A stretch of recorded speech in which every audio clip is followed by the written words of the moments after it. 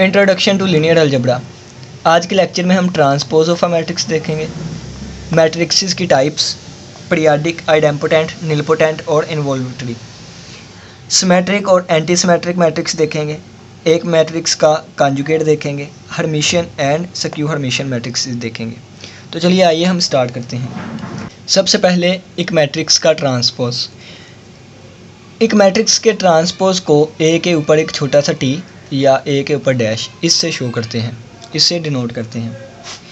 अगर एक matrix A है ए आई जे, तो इसका ट्रांसपोज ए टी होगा ए जे आई, यानी कि हम रो की जगह आई की जगह जे को ले आएंगे या जे की जगह आई को ले आएंगे, तो हमारे पास ट्रांसपोज आ जाएगा।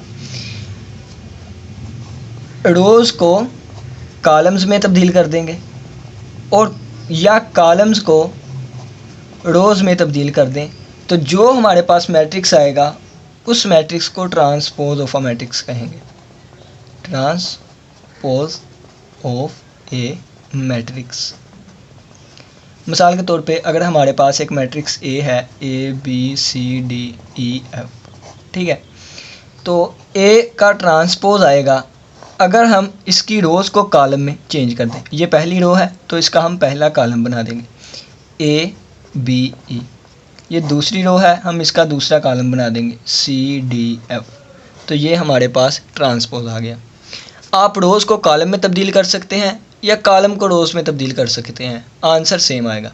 जैसे ये देखें कि आपने पहले कॉलम को पहली रो बना दिया, दूसरे कॉलम को दूसरी रो बना दिया, तीसरे कॉलम को तीसरी रो। तो आप जैसे मर्ज़ी चेंज करें, रोज़ को कॉलम में चेंज करें या कॉलम्स को रोज़ में तब्दील करें, आंसर सेम आएगा और वो मैट्रिक्स ट्रांसपोज होगा। नेक्स्ट हम देखते हैं conjugate of a matrix. Conjugate of a matrix.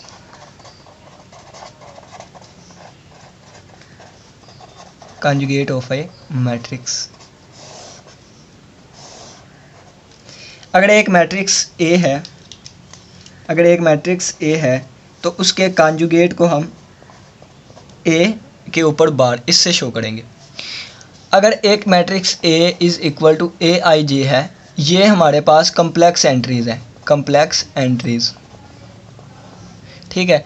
तो इसके बाद इसका कॉन्जुगेट इक्वल आएगा ए आई जे और इसके ऊपर कॉन्जुगेट, और ये हमारे पास कम्प्लेक्स कॉन्जुगेट है, complex conjugate of complex entries.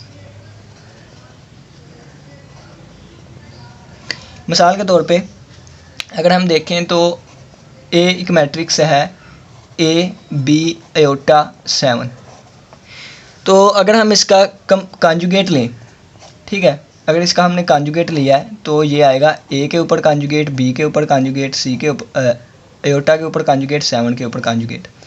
तो ए का कम्प्लेक्स कॉन्जुगेट ए होगा, बी का बी होगा, आयोटा का माइनस आयोटा आएगा और 7 का 7 ही।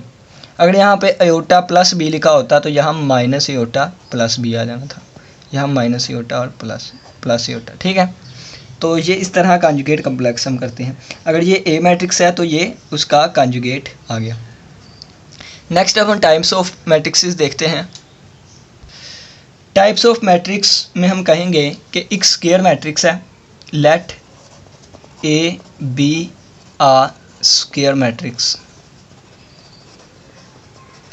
तो वो स्क्वायर मैट्रिक्स पीरियाडिक मैट्रिक्स होगा, वो स्क्वायर मैट्रिक्स पीरियाडिक मैट्रिक्स होगा, पीरियोडिक मैट्रिक्स आ जाएगा अगर ए की पावर के प्लस 1 इज इक्वल टू दोबारा ए के आ जाए। अगर ए मैट्रिक्स है तो ए की पावर के प्लस 1 दोबारा ए के इक्वल आ जाए, तो ऐसे मैट्रिक्स को हम पीरियोडिक मैट्रिक्स कहते हैं। यहाँ पे के जो है ये पीरियोडिसिटी होगी, पीरियोडिसिटी।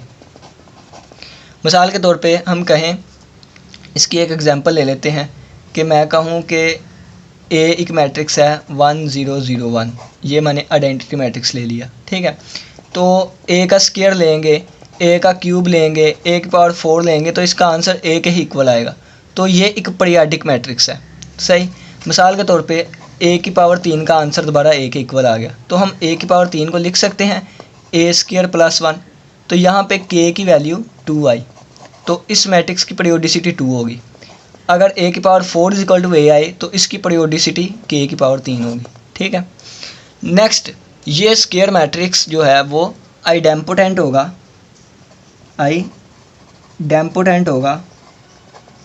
आइडेम्पोटेंट मैट्रिक्स होगा अगर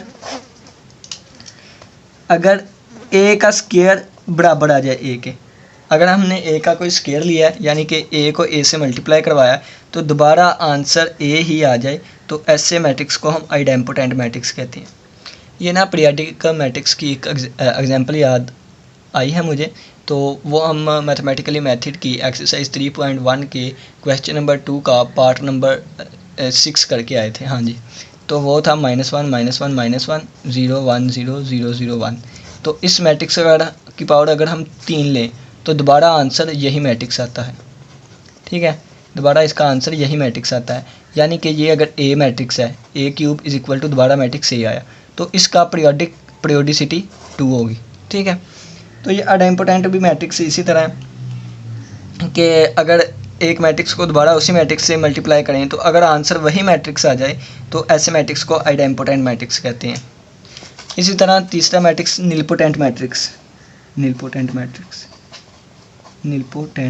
मैट्रिक्स।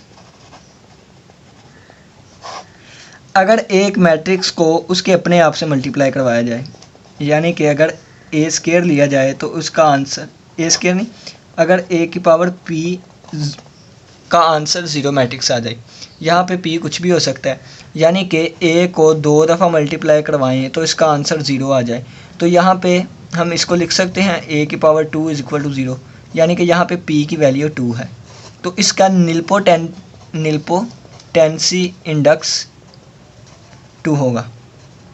निलपोटेंसी इंडेक्स p को हम निलपोटेंसी इंडेक्स कहते हैं, तो निलपोटेंसी इंडेक्स इसका 2 होगा।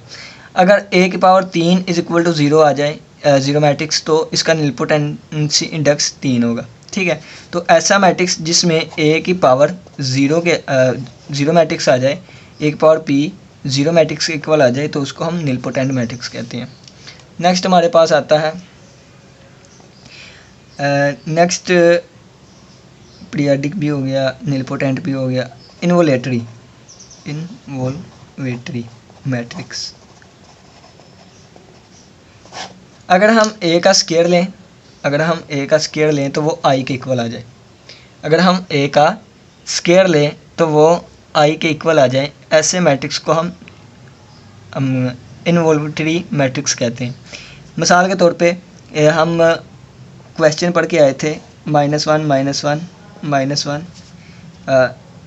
नहीं, ये नहीं था, इसके एग्जांपल ये। हम अगर एग्जांपल लें तो i की, तो i को दोबारा i के साथ ही मल्टीप्लाई कर दिया जाए, यानी कि i को दोबारा i से मल्टीप्लाई करें तो i आता है, यानी कि i का square is equal to i।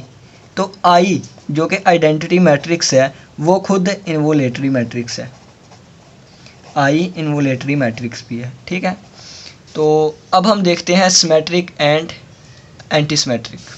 Symmetric and antisymmetric और एंटीसिमेट्रिक।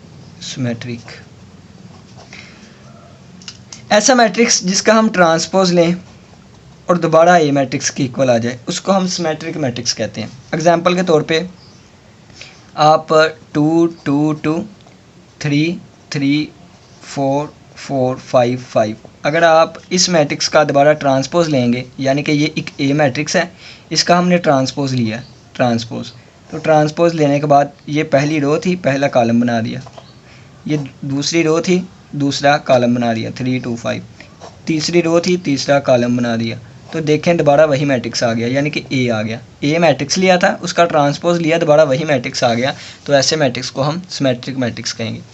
एंटीसिमेट्रिक मैट्रिक्स के लिए अगर ए का ट्रांसपोज लें और दोबारा -a आ जाए, तो ऐसे मैट्रिक्स को हम एंटीसिमेट्रिक मैट्रिक्स कहते हैं। मिसाल के तौर पे ए एक मैट्रिक्स लिया हमने 0 0 0 2 3 4 -2 -3 और ये +4 कर देते हैं, ये -4। जब आप इसका ट्रांसपोज लेंगे तो ये आएगा 0, ये पहली रो थी, इसको पहला कॉलम बना दिया 2 3, ये दूसरी रो थी, दूसरा कॉलम बना दिया, ये तीसरी रो थी, तीसरा कॉलम। तो देखें तो अगर हम इसमें से माइनस कॉमन ले, यानी कि माइनस कॉमन लिया तो दोबारा 0 2 3 बचा, ये -2 हो गया, -3 हो गया, +4 हो गया, 0 0, ये -4, तो दोबारा ये जो चीज़ आई है ये A के इक्वल है, यानी कि -A के। A का ट्रांसपोज लिया, -A के इक्वल आया, तो ऐसे मैट्रिक्स को हम एंटी सिमेट्रिक मैट्रिक्स कहते हैं। नेक्स्ट अब बात करते हैं हर्मिशियन और एंटी हर्मिशियन के बारे में। हर्मिशियन एंड एंटी हर्मिशियन के बारे में। एंटी हर्मिशियन के बारे में, अगर एक मैट्रिक्स A है, हम उसका कॉन्जुगेट लें और उसके बाद इसका ट्रांसपोज लें, अगर दोबारा आंसर A आ जाए तो वो मैट्रिक्स हर्मिशियन होगा। और अगर हम कोई मैट्रिक्स A है, उसका कॉन्जुगेट लें और उसका ट्रांसपोज लें, दोबारा आंसर -A आ जाए, तो ऐसे मैट्रिक्स को हम एंटी हर्मिशियन मैट्रिक्स कहते हैं। हर्मिशियन मैट्रिक्स को A की पावर H से भी ज़ाहिर करते हैं। अगर A की पावर H A के बराबर आ जाए, A की पावर H नहीं, A की H का क्या मतलब है, कॉन्जुगेट लिया और ट्रांसपोज लिया। अगर A की H A के इक्वल के आ जाए तो वो हर्मिशियन होगा, और अगर A की H जो है वो -A के आ जाए तो वो एंटी हर्मिशियन होगा। बाकी इसके क्वेश्चंस हम एक्सरसाइज में देखेंगे। उम्मीद करता हूँ कि आज की समझ आई होगी। इसी के साथ इजाज़त दीजिए। अल्लाह हाफिज़, अल्लाह निगहबान।